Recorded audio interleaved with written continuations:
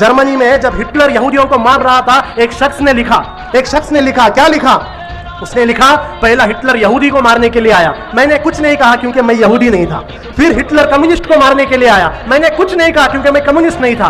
फिर हिटलर ईसाइयों को मारने के लिए आया, मैंने कुछ नहीं कहा क्योंकि मैं ईसाई नहीं था। फिर हिटलर मुझे मारने के लिए आया, अफसोस किसी ने कुछ नहीं कहा क्योंकि कोई बाकी नहीं था।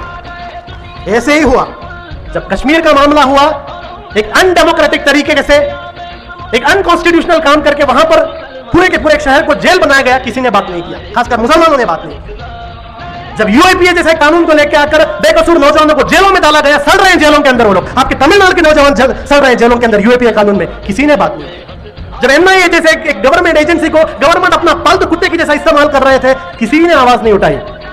लेकिन जब आपके घर पर बात आई, जब बात हमारे घर पर आई, सीए एनआरसी, तब हम लोग जागे। लेकिन